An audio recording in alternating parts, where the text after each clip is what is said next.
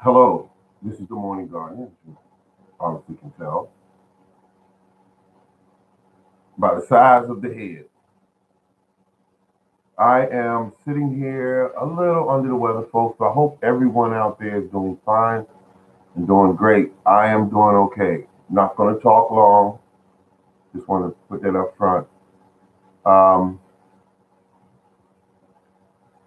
I'm sitting here thinking about a weed whacker that will be used on my property this year. Hopefully, the neighbors will not steal it from me. And excuse me, the thing that I'm at is thinking about one that's good.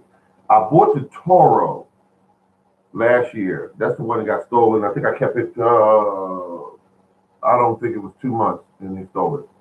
It was a professional grade trimmer,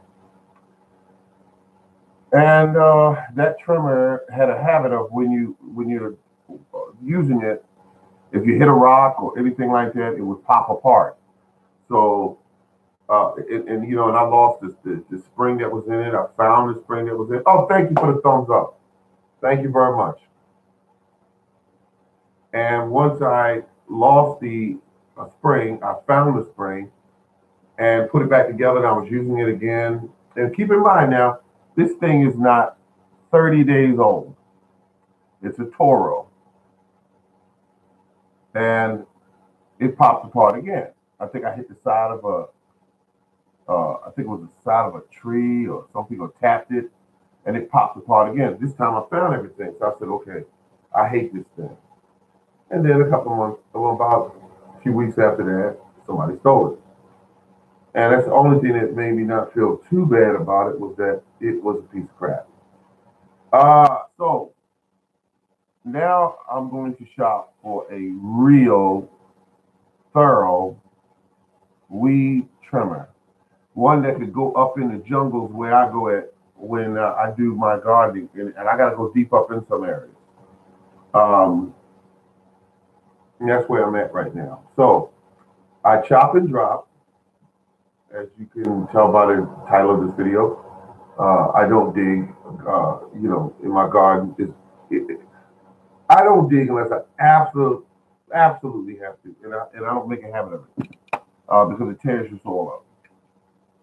Long story short, um, it is a beautiful thing where you can shear off the weeds, shear them off as close as you can get them to the ground, let them sit right there on the surface, come back, and they're gone because the worms and the biology in the soil have eaten them up.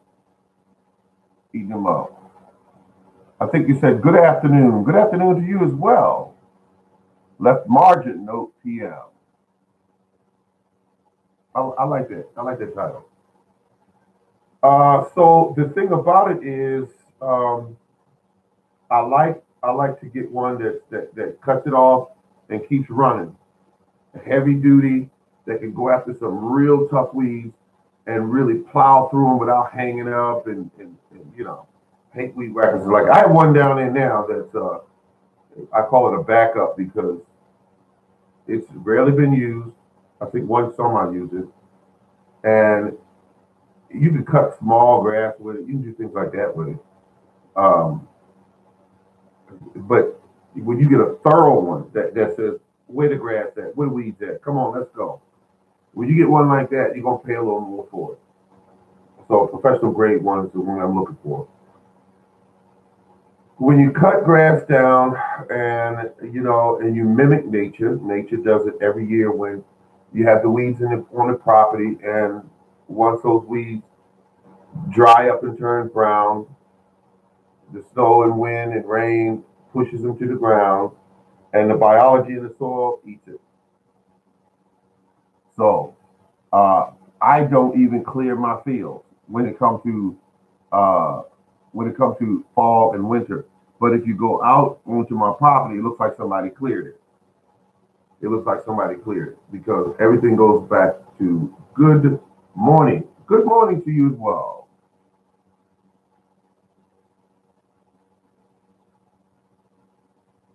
I like that title to live, love, and grow. and people would live by that standard, oh, we'd have a beautiful world. Um, thank you for the thumbs up. Thank you. But as I said earlier, I won't be here long on the thing. But I live in California, so it's morning here. Oh, it's morning there. Yeah, because it's about evening here almost. Yeah. Well, it is evening. It's 2 o'clock here. So, oh, 1:40. Yes. Uh, Food Forest. Hey, how you doing? Oh man, this guy. I like this guy. He's good people. He's good people. He's happy too. He don't let stuff get him down. Let's see. Good morning. Good morning. Good morning. Good morning. Gardener. Busy cleaning the greenhouse for seedlings. Now, you said clean, and I like that because I cleaned mine up a few days ago. And of course, I didn't do a real great job with it. I just moved all the big stuff out, make sure that everything is neat, and so I can get to everything. Made 2 jugs of what they call that stuff, fertilizer. I just set it in the background and let it just sit there. 2 jugs of liquid fertilizer, all natural, all natural. And I'm thinking about this time around this year. I have I have tons of different fertilizers, and I got it all on sale and everything. And of course, I make my liquid fertilizer, which goes into the planting hole first. Let's see, okay, he's saying goodbye. He's saying hello to everybody. Oh, the person saying hello to everybody. But the thing about it is, I am simply getting ready to do my garden thing. I've already planted some stuff last Sunday. Why I did that, I don't know, but I planted some cold season items.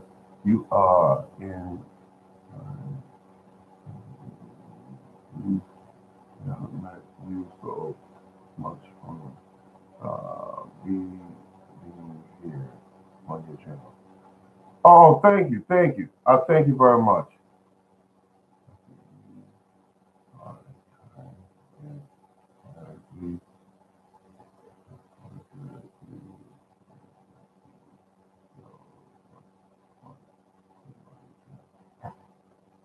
Of course, we'll show that. Yes, we'll show that. I don't know why.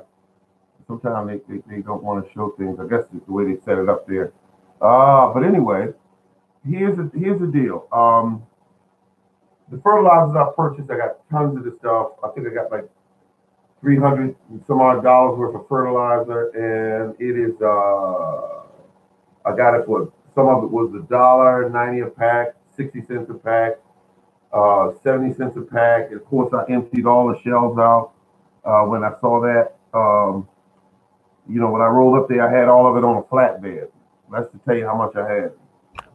Now, let's see. Well, it's store flatbed. You move around big bags or whatever. I say, hello, hello, hello. And what's going on is that I want to mix the fertilizers. I want to mix it. I want to mix the fertilizers, and let's see. I put in the large amendment and mix of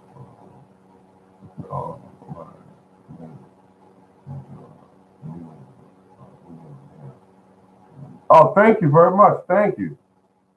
Let's see.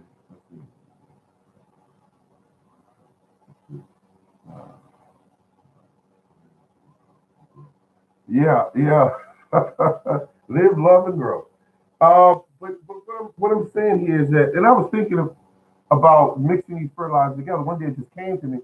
What would happen if you took different fertilizers, organic, all organic, and hell, if you wanted to put just a tiny bit of man-made fertilizer in there? What would happen if you mixed all these together and come up with it? Because I mean, some companies actually do it. When farmers go there, they say, "I'm growing some corn. Here's what the soil test shows, and I want you to mix this in these quantities." And these companies can look at that information and mix that stuff exactly the way you want it, or as close to you where you want it as possible. So when we go buy it in the store, we get a bag of fertilizer that they say could be 4,6,8 or whatever. And there are ways of taking that fertilizer. If you take the same numbers, and let's say you added some urea in that fertilizer, which we all know is urine. And if we add it in there, the fertilizer now would read more something like 26, 4, and 5 or something like that. Instead of that front number being just 5 or whatever, it would be 26%, depending on what percentage you mix in. But my point is that you can increase these numbers and have enough nitrogen for certain plants. Now, or a certain behavior the way the plant grows. Like if you put too much nitrogen in some plants, instead of producing certain fruits, it might produce more of what we call foliage and leaves and things of that nature.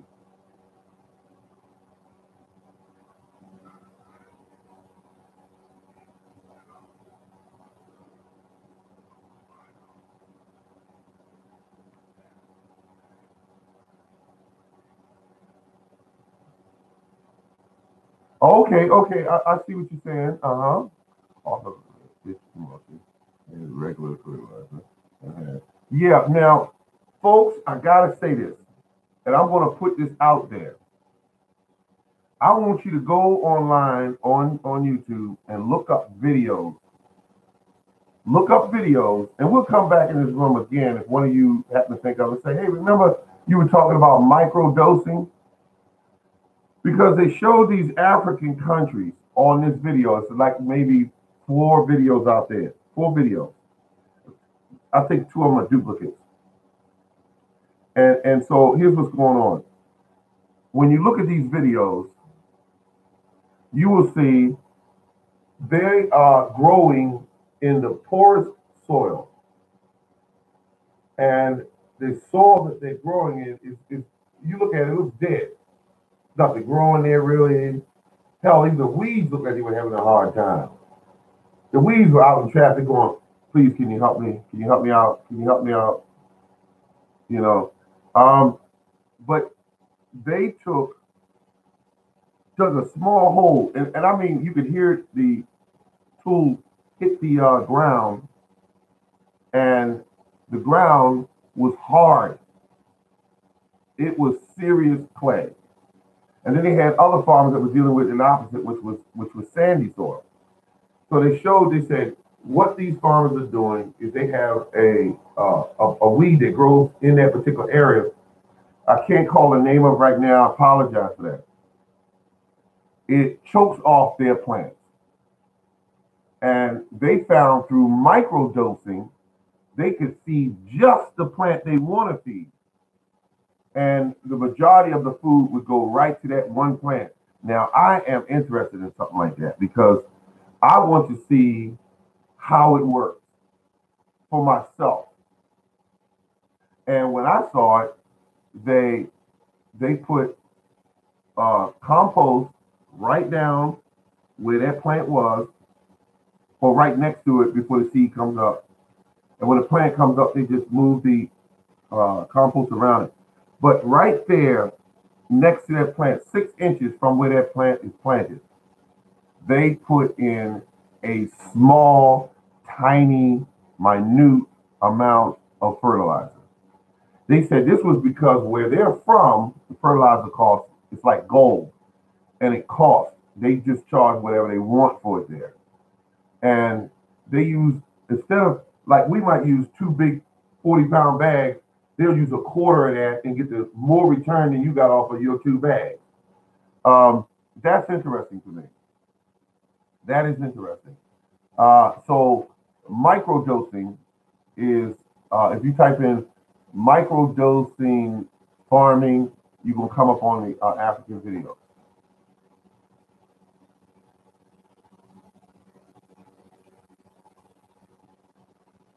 Yes, you're right. Waste not, want not.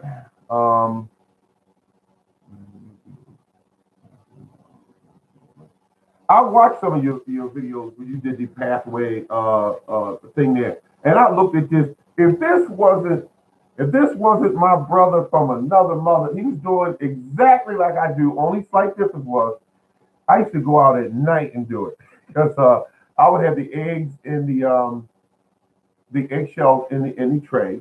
I would take 3 trays. I would scoop a hole, drop it in the compost pile, and cover it over and keep moving. And I would come back, let's say a few weeks down the road, and that egg thing and the egg was gone. The shells were gone. It was just gone.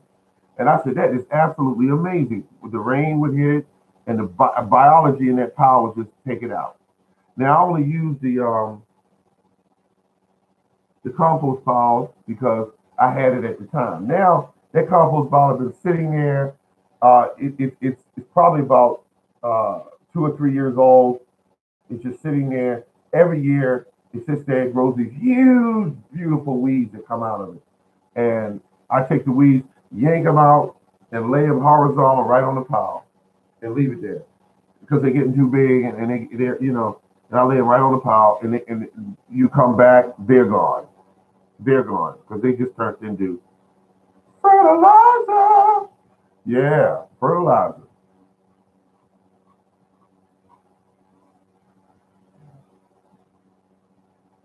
Now the wood ash. I'm glad food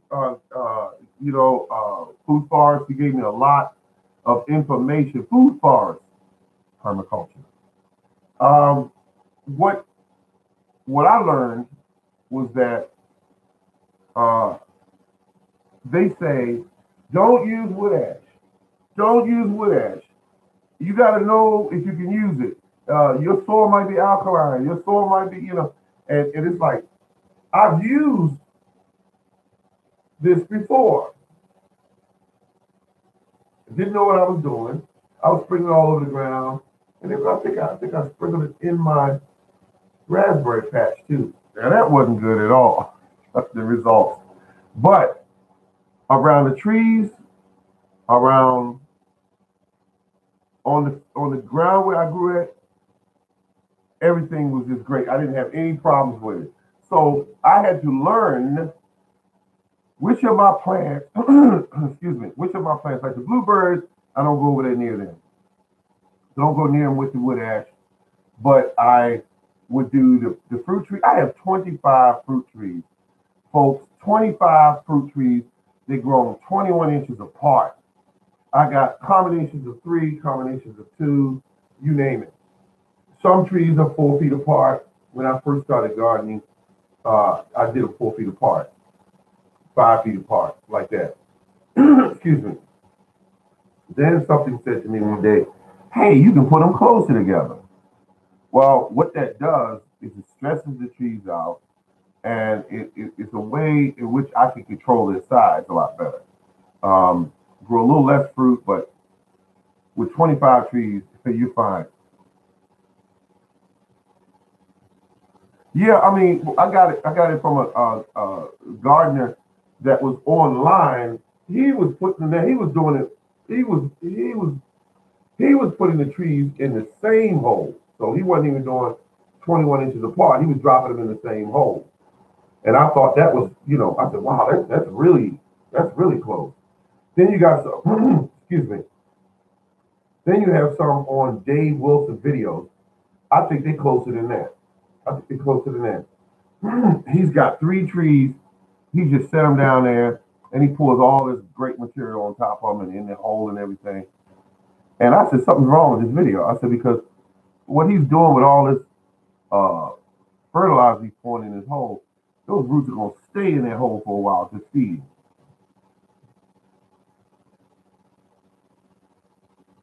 But my trees, even though they're close together, wait a minute, yeah, they get 15 and 17 feet tall, so they're not suffering too much from growth. And my peach trees, for the most part, well, I got one peach tree that really gives it up, 2 of them actually, that really turns on the faucet when it comes to making peaches. Um, and keep in mind, I had a terrible habit at one time of not feeding these trees. I just didn't feed them. I gave them the wood around the base, but all those wood, I mean, those spikes and everything. I didn't put none of that in there because I didn't like the fact that that wasn't natural. It was granulated, molded together into a dull spike, and you put it in the ground, and it, supposed to give you a tree this burst of everything it needs, and that's not the case. Because I was pouring around my tree, some of my trees. Um, at the end of the year, I remember a couple of trees I dumped over my formula that I make from weeds and grass, and also I use a cow manure, and then I use another thing called compost, and I make this incredible stuff there. Oh, good morning, everyone. See that? That's everyone did this today. Came into the room, said hello to everybody. I mean, that's really great. I had an incident a couple of days ago where a guy came into the room and he didn't say hello to anybody, only certain people, and then he started giving out advice and stuff. And I said, "Wait a minute, man, come on, that's not right." I said, "Just say hello to at least the guy that you see in front of you. Say hello." But all in all, he and I talked it over, and I said, it's not, courteous to do that. And he was like, "Well, I just was in a hurry and got excited, so I apologize." And I said, "Well, no problem. Just anytime you are welcome. You're welcome to come in this room and talk." We got two shows that do gardening. You got the knowledgeable man, which is food, forest, permaculture. You drop in there when you want to know all of those facts about things, because that's what he does. I understand that. That's what he does. Me, on the other hand, my thing is this: save your money when you garden. Do not throw your money out there and think that if I just buy this, if I just buy these fancy bulbs, that they say this will grow the plants bigger and better, and you just got ripped off because you don't want to do that. Hello, all. See that she came in the room. She said, "Hello, all." She came right into the room with that. That's how you do it. And food posting, hi, Garden City. Let's see. So they get you on the fancy packaging, and then when you get those things like what they call them things, the catalogs that come out each year, they show you like 15 pictures of carrots, and really you're just looking for one good carrot that will grow in your clay soil. So chances are that real long one is not going to do right. You really need a carrot that's more dense, that could do better in clay soil. Maybe it's a shorter profile, but they show you so much, and they show you these beautiful pictures, of all these beautiful vegetables and fruits, not a flaw on them anywhere, and they show you that. And what they don't know is that they send photographers out to these professionals that will grow these fruits, and they only pick the best ones to take pictures of. And they got to spurt it with a little bit of water, that water running right off of that beautiful tomato. And that's how they do it. And that's what sells their products, their seeds, their shovels, their whatever else they got to sell. It sells it for them. Now, gardening can be done that way, but it takes a experience, it takes patience, it takes effort. You're going to put some effort in when you do that. When you have a garden, in fact, some people aren't even working a 9 to 5, and they have more of a chance of doing that because they're there every day with these plants and then nurturing them and pruning them and checking the soil and make sure the water moisture is perfect at the base of that plant.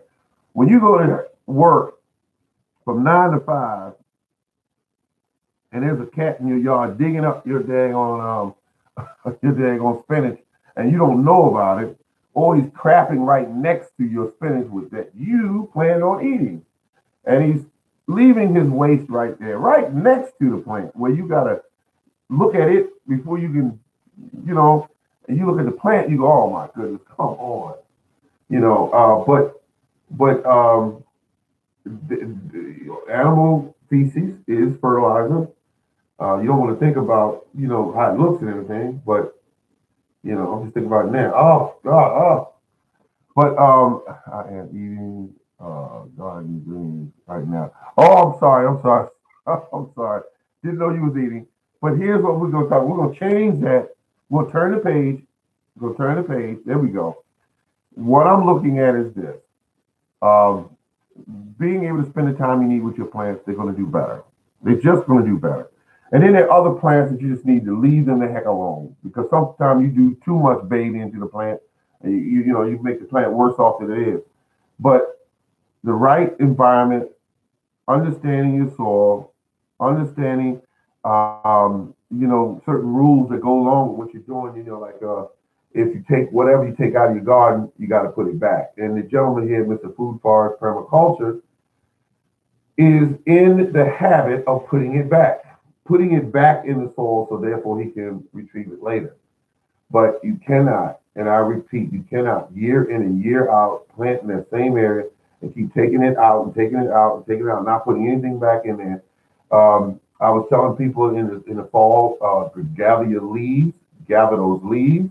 They are black gold. That's what they are. And those grass clippings that are in your yard that you put in a trash bag and throw away, that is a waste. That's an absolute waste. Branches that you're cutting off of your trees, you can hack them things up into 12-inch pieces and put them around the base of your trees or your fruit bushes. That is adding back. That's using the same materials on your property, just moving the energy around on your property. That's all you're doing, is moving it around to another location so you can utilize it. Don't forget that. A lot of times, you already have everything you need on your property. You already have it. When I discovered chopping, dropping weeds, I said, wait a minute. If this weed is growing this beautiful, and they keep hopping about how deep a root of a weed plant actually is, that got me to thinking. If this root is going all the way down, pulling up the minerals, why not use those minerals? Why hack them off and throw them over in a compost pile? For what? For what? Hold it on to them for what? You take those weeds, you cut them up or break them up or whatever, and put them around the base of your daggone plant. You've now protecting that soil from the hot sun. You're now saving moisture when it rains. Come on. It doesn't get any better than that. The same thing you do with your grass clippings. You put them around the base of these plants. Use what you got. That's what you want to do. Well, folks, I know you're tired of hearing me go on and on and on, but I just get carried away sometimes. But it's what I do. I love gardening. I love it. It's a passion. It's a hunger. Seeing things grow is absolutely amazing. Best therapy in the world, by the way. If you have any social problems or anything going on, it helps out a great deal. It helps out immensely. So it's like the garden just keeps giving and giving and giving. All right. It just keeps giving. Thank you very much. Thank you. So this year, we talked about a couple of videos past. We talked about making certain that you do a big garden this year. Find ways to grow more in a tighter space. And there are a ton of videos out there talking about growing horizontal, and there are ways of doing that. And I'm not an expert on that at all. All I know is that you give the plant what it needs, and it will do well. You do. If you grow now, if you go, brandy wine is. I want to talk to Mr. Food Forest. I kept seeing this one tomato everybody keep talking about called brandy wine. Brandy wine. And I saw some of them. I didn't know they got that big. I didn't know brandy wines got that big because this lady was in one of her videos. I like to surf and look for people's videos. And I've told you before, the most videos I get very excited about, the very much excitement is this. When I see them talking about soil. I'm sorry. There's something about that number one player in the game, which is soil, that I don't care what condition it's in. I don't care what condition your soil is. If your soil is horrible, you can still make it better. And there's one simple thing you can add to it. Organic matter. It's a big name, but it only means adding what once was alive back to the soil. That's all it is. Back to the soil. And that's all you're doing. Those leaves are black gold. The grass clippings are black gold. You got all that's going on. Just try not to Spray your grass for those weeds. Anything you spray in that ground, you'll regret it if you put it over on your garden. It's called some called weed be gone, weed and feed, and all that kind of stuff. Don't put that stuff on your grass and then try to use that grass in your garden. You're going to regret it. That's it.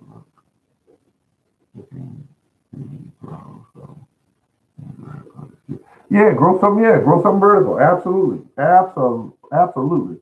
Grow it, and then try to grow as much as you can. Because the name of the game, what farmers used to do back in the day, they always grew more than what they actually needed, so that they know they would get something out of it. If you know your family can get by on two tomato plants, let's use it as an example. Two tomato plants, grow six. Go six plants. What are you going to lose? Tomatoes you grow, you can give to your neighbors. Grow six. Grow six plants. That's how you do it. That's how you do it, folks. What else I want to say to you there before I go, which is definitely pay attention to your watering. Don't overwater. Don't overwater. It's more of a problem when people do that. And that's one of the main mistakes that gardeners make is overwatering. You think, oh, this plant looks great.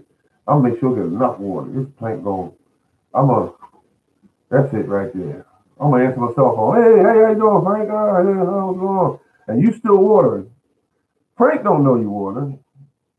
You know you watering, and you really should stop because the plant needs a drink, not to take a bath. It needs a drink. And when nature does it, think about when it rains. A nice, easy rain through a summer day. It comes in, rains for an hour, two, and it moistens the soil beautifully, and it goes away maybe for 2 or 3 days, maybe 4 days, 5 days. But what we do is different. We try to just drown the plant. Yeah, that's it's okay, Garden City. That's okay. Everybody has done that.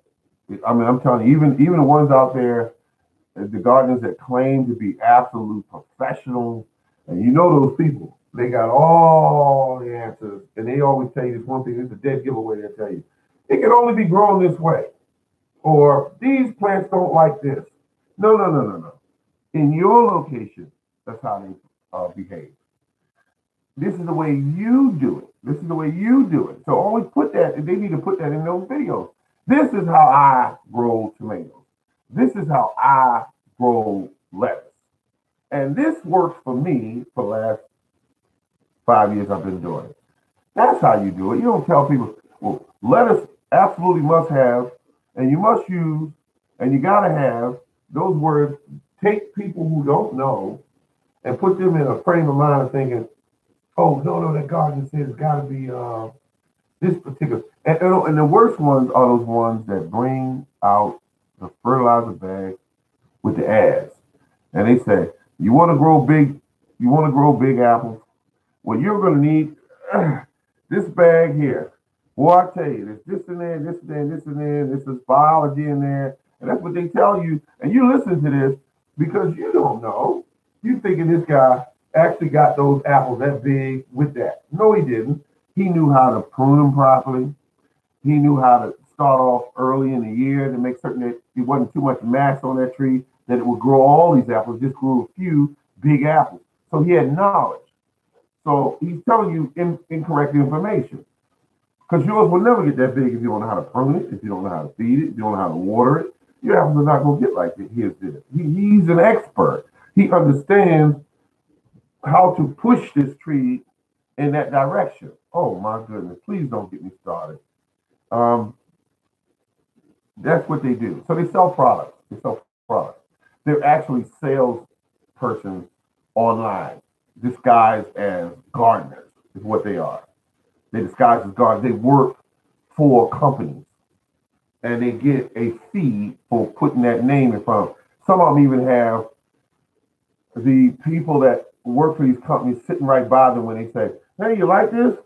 Well, I like rock dust. Yeah, rock dust. Oh, rock dust. And it's not to say anything's wrong with rock dust. It's just that you can grow things well without rock dust. You try getting a 50-pound bag of rock dust through the mail. See how much it costs you.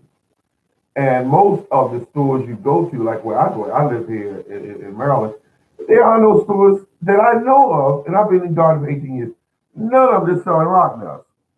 And I'm not knocking their product. I'm just saying, no, they're not. I mean, whatever's in your area that works well with what you're doing, and all plants basically have the same needs. They need to eat, sleep, and they need to be watered because they need a little water. And once in a while, they need the sun, they need the soil, the minerals, and all.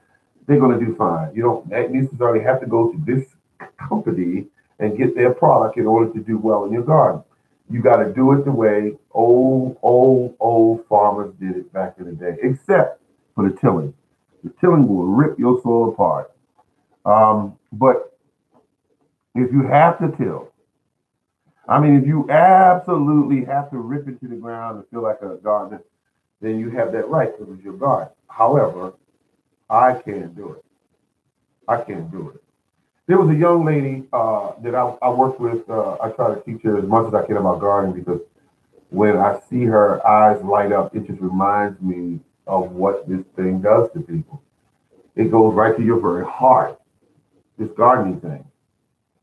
Once you get hooked, all you need to do is grow a tomato with some cow dung or some rabbit dung. It doesn't matter. Just grow it with and taste the tomato, and you're pretty much hooked right there. You hooked. You are hooked. You will never forget that sweet taste of that tomato. But when you go to the grocery store, you eat one of those, you don't know what the heck that is. It just tastes like, what is this? There's nothing here. I get that when I buy uh, certain things at the market. Like when they used to have those big, huge strawberries. Huge strawberries, look like apples almost. Lemons were definitely the size of a lemon. And when you bite into it, there's no sugar in it. So all it did was look good. That's exactly what it did. It looked good. And that's how they sell them.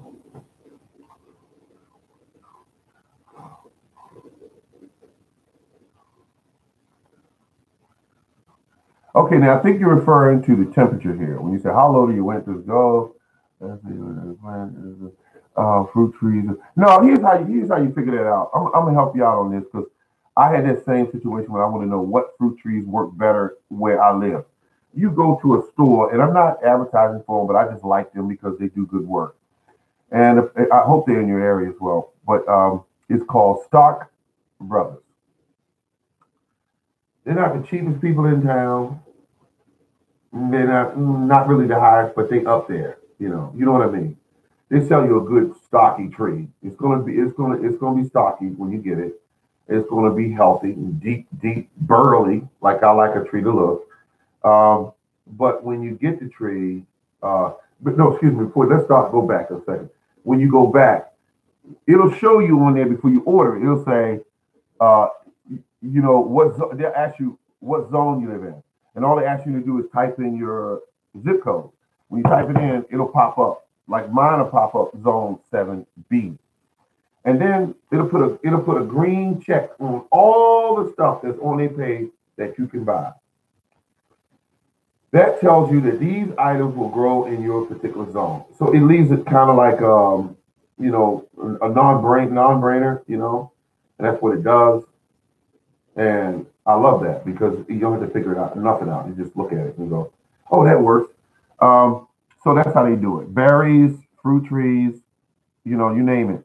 That's how they do it. And it just knocks out the middleman for all that confusion. But yeah, yeah. So fruit trees. I started out with peach trees because I wanted something. If times ever got tough, because we got a tough time right now with the country being shut down and crazy, and the politicians, none of them are getting along with each other. They're going at each other. Foreign influence is coming right into our country, and we don't know what they're doing, whether they're buying the country or taking it over. We don't know what they're doing. We have no idea what they're doing. But you want to control your food supply as much as possible. You want to control your food supply as much as possible. So there was 2 trees that I absolutely had to have. Well, 3 actually. I started out with peaches and I started out with pears. Pears are hardy. You can eat them and you can get some food in your belly. Now I wanted that. I wanted that. Plus, it all the way through and like let's get it right here. September is when they start being ripe. Most of them. Peaches, midsummer, late summer, all your peaches are ready. So you make your preservatives, your ice cream, or whatever you want to make.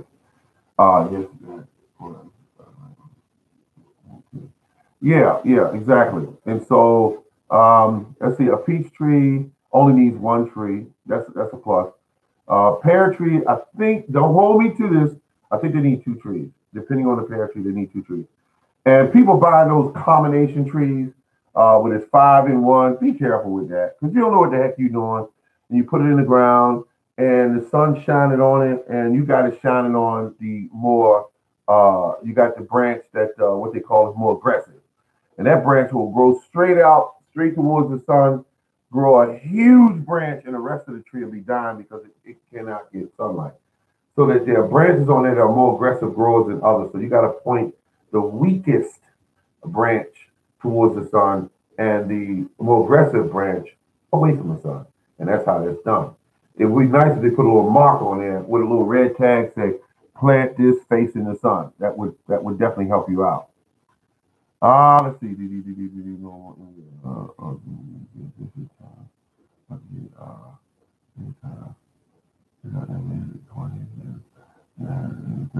Now, where I live, the coldest I've ever seen it here on record, I think it was close to around 5 degrees one time. 5 degrees.